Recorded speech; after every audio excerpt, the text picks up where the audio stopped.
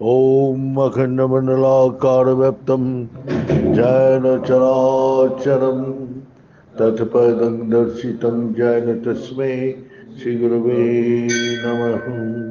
गुरु ब्रह्मा गुरु विष्णु गुरुदेव महेश्वर गुरु साक्षात् परम ब्रह्म तस्मै श्री गुरवे नमः।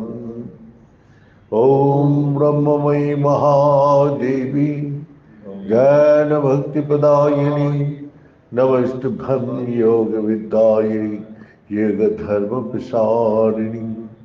ओम सृष्टि स्थिति विनाशनानं सत्यभूते सनातनी गुणाश्रय गुणमयी नारायणी नमोस्तुते।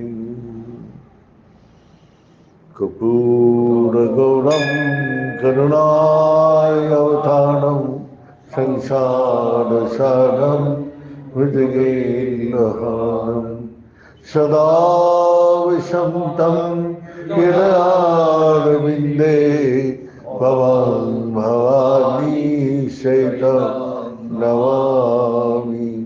तमेव माता च पिता तमेव तमेव बन्धुश्च सखा तमेव तमेव विद्यार्थिनं तमेव तमेव सर्वं मम देव देव।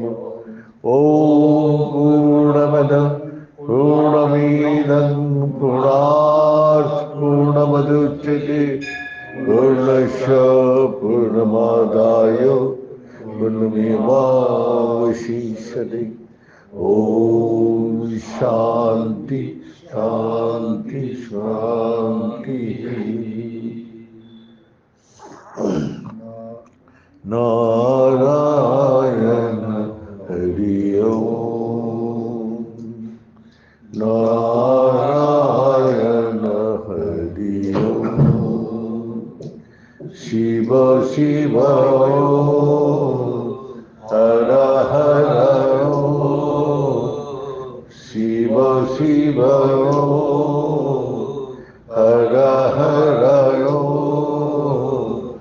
नारायण हरि ओम नारायण हरि ओम। परमात्मा अंतर्यामी परमात्मा अंतर्यामी परमात्मा अंतर्यामी परमात्मा अंतर्यामी नारायण हरि ओम नारायण हरि ओम। शिव शिव हर हर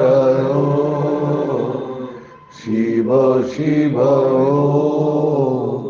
हर हर नारायण हरि ओम नारायण हरि ओम नारायण हरि ओम।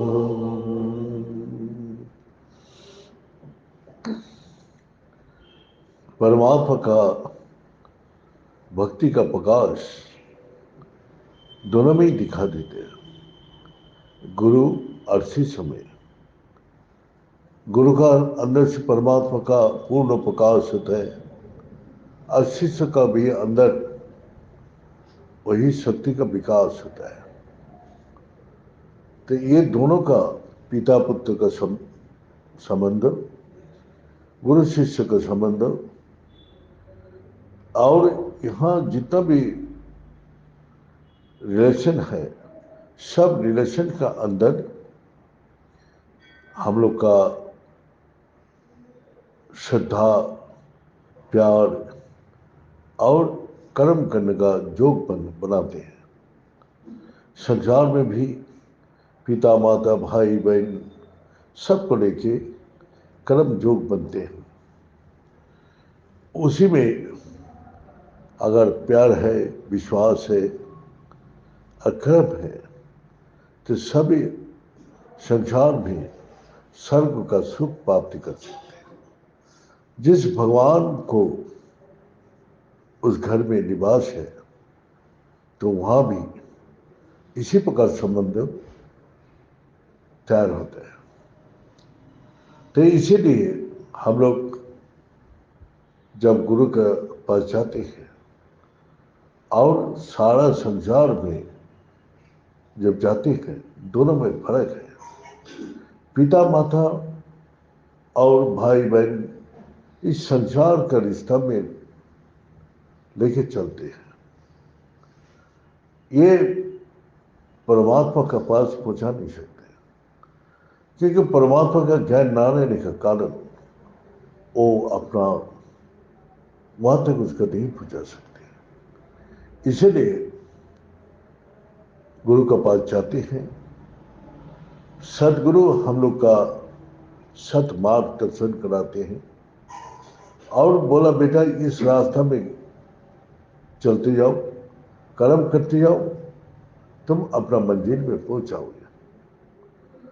तो वही गुरु शिष्य का अंदर एक श्रद्धा, भक्ति, प्यार होता है, जो बंधन से अपना कर्म करते हैं। अब कर्म करके जब आगे बढ़ते हैं तो आगे चलते हुए बहुत प्रकार का सत मार्ग में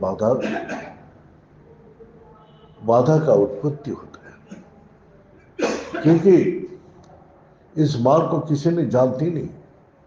संसार में ये सबसे बड़ा बाधा का सृष्टि करती है। संसार में माया मोह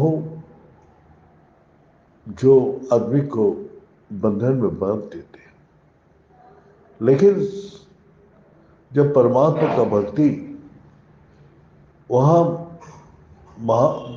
महामाया और मोह से मुक्त होके जब कर्म करते हैं तो ही बंधन से मुक्त करते हैं।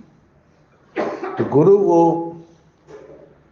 जो मार्ग दर्शन कराते हैं, उस दर्शन में बहुत से बाधा, तो इसीलिए बोलते हैं बहु वत्स विघ्ना। सत मार्ग में चलने से कदम कदम में विघ्न आती है, क्योंकि वहां ऊपर उठने के लिए हर आदमी का राग, द्वेष, हिंसा, क्रोध, लोभ, जो वो उन्नति कर गया मैं उन्नति नहीं कर पाऊंगा, इस उन्नति का मार्ग पे चलते हुए सबसे ज्यादा यही विघ्न आती है। उसका प्रशंसा हो रही है, उसका नाम हो रहा है, उसका जस हो रहा है, उसको कैसे ये बंद किया जाए। हमेशा संसार अपने नाम, अपना जस, अपना ख्याति चाहती है और इसी से एक दूसरा में बैर भाव पैदा कर देते हैं और आध्यात्मिक रास्ते में चलने नहीं देते। क्यों? आध्यात्मिक रास्ते में चलने से जो शक्ति आती है उसमें उन्नति निश्चित है। कोई भी बाधा उसको रोक नहीं सकते। जैसा आग जलते हैं, आग जब जलते हैं कोई भी चीज नहीं है आग जलने में उसका रुकावट कर सकते हैं। कितना भी कच्ची पेट डाल दो, कितना भी कच्ची दाल डाल दो, सब जला के राख कर देते हैं। तो इसीलिए अग्नि का समान वही विद्या है जो सब जला के शुद्ध पवित्र प्योर बना देते हैं। तो सत का अर्थ है जिसका अंदर प्योरिटी है, सच्चाई है, कर्म में, बोलने में, सुनने में, हर चीज में उसको सच्चाई दिखाई देती है। तो ऐसे ही हमारा साथ चलते हुए गुरु जी का साथ निरंतर ऐसे ही आश्रम में हम लोग का काम में बहुत से प्रकार से विघ्न आता था। हम भी निश्चय गुरु जी जो बोला है वो करना है।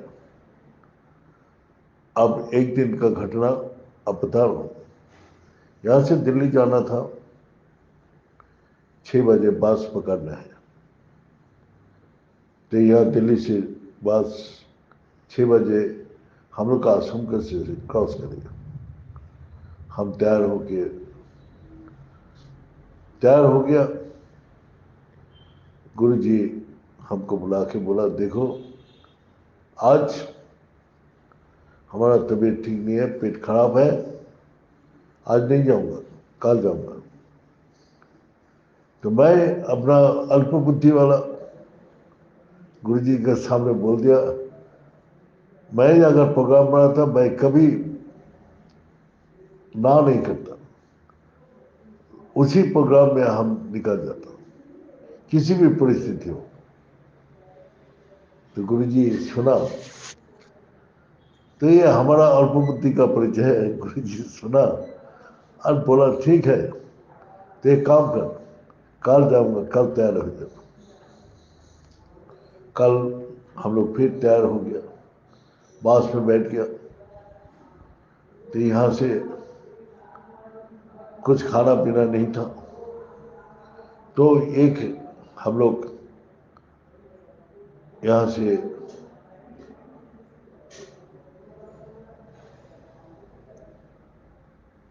ब्रेड और वही जैब लगा के ले गया था। तो गुरु जी को दिया, मैं भी खाया।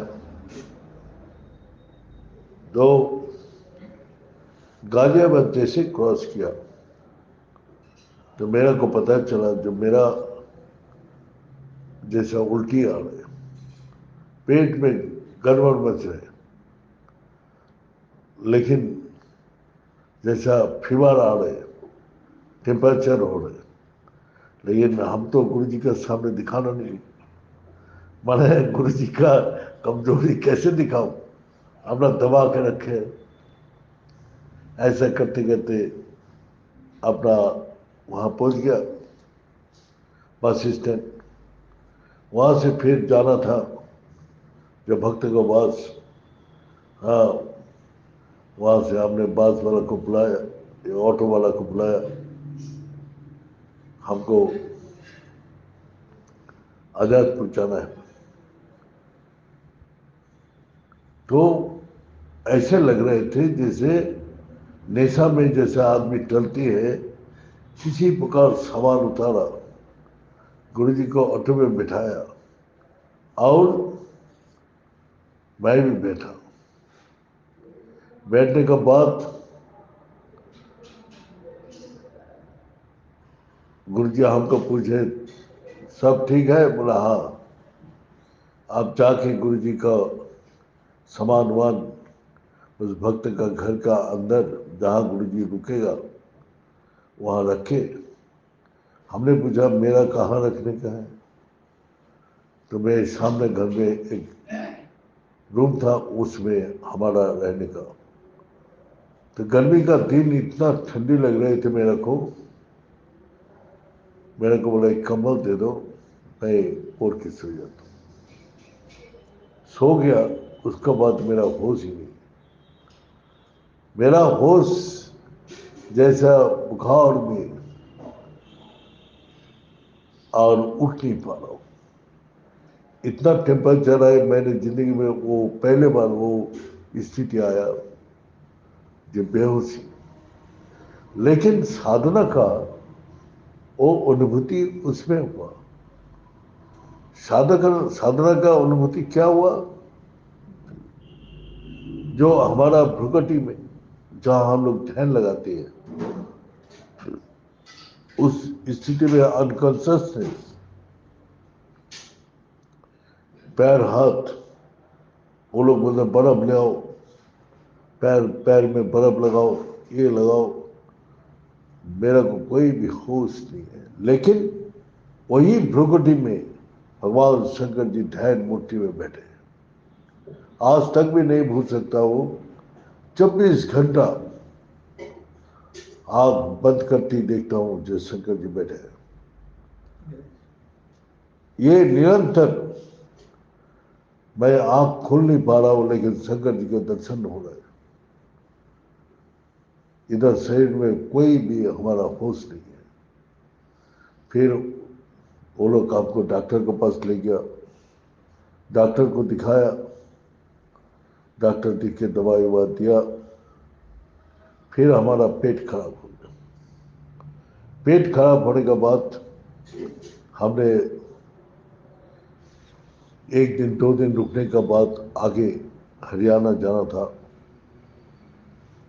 तो 2-3 दिन का बाद गुरुजी हमको पूछा आगे चलना है कि नहीं। तो मैंने हिम्मत हार गया और गुरुजी को बोला नहीं गुरुजी, मैं आगे नहीं जा सकता। बस आश्रम वापस आया, ठीक बिल्कुल ठीक हो गया। एक आदमी को भी हमको साथ भेजा, जाओ महाराज को अपना आश्रम छोड़ जाओ। वो आदमी भी हमको यहाँ छोड़ आया। यहाँ आके पहुंचती मैं बिल्कुल एकदम सुस्त हूँ, खाना वाना खा रहे, ना पेट खराब है, ना वो बुखार है, ना शरीर में कमजोरी है, कुछ भी नहीं है। तब हमको गुरु जी दिखाया था कि गुरु क्या होते हैं। अब तू चेला है, चेला और गुरु में तू समझ में रख, ये रख के फिर चलना। जो गुरु और चेला में कितना फर्क है। गुरु पूर्ण रूप होता है, चेला तो पूर्ण रूप नहीं प्राप्त किया, वो आगे चल रहे हैं। चलते हुए जो अहंकार आती है तो अहंकार गुरु नहीं तोड़ देते हैं। ये भी हमारा एक अहंकार, हम जो संकल्प करता था उसी संकल्प करता काम करता था। यार ऋषिकेश में कितना भी काम किया, सेठ लोग से सामान लाया, बोले इतवार है पैसे तो नहीं है, सोमवार को 11 बजे आपको पैसे दे जाऊंगा। और 11 बजे जब 10 बजे से हम जाने लगा तो बारिश हो रही, धड़ाधड़ बारिश तूफान। लेकिन मैंने रुका नहीं, उसी बारिश तूफान उसमें चला गया।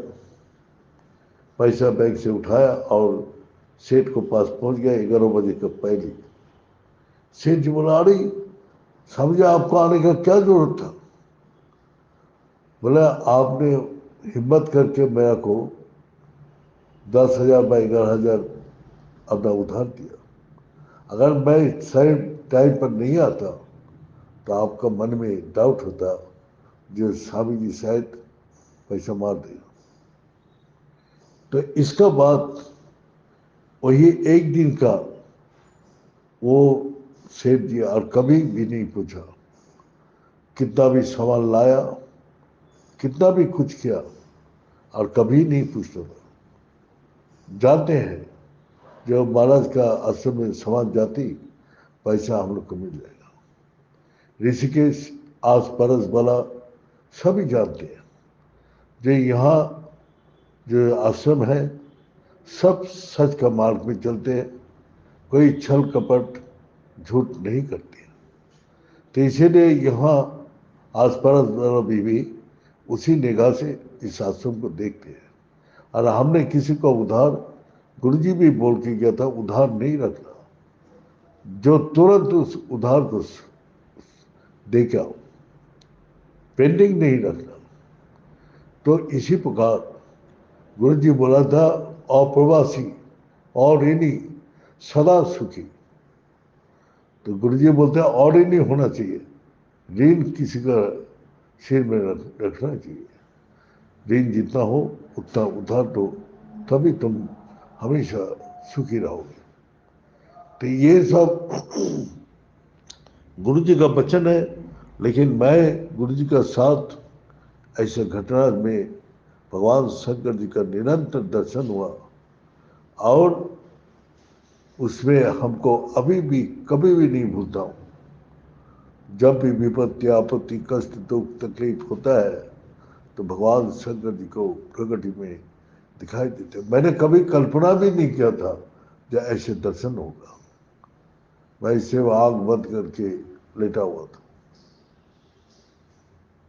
तो इसी कारण से हम निश्चय है सदगुरु का पास जो रहते हैं, सदगुरु अग्नि का समान है, सब खाद को जला के शुद्ध पवित्र बना देते हैं।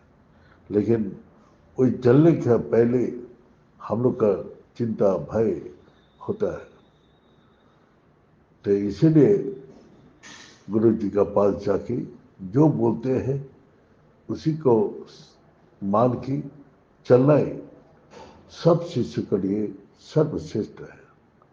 और वो गुरु का भक्ति में कभी अड़चन नहीं आती है। वो निरंतर गुरु भक्ति करके अपना परम प्राप्ति कर लेते हैं। ये बोल के आज यह समाप्त करता हूँ। ओम पूर्णमद पूर्णमीदं पूर्णात् पूर्णमुदच्यते पूर्णस्य पूर्णमादाय पूर्णमेवावशिष्यते। ओम शांति शांति शांति।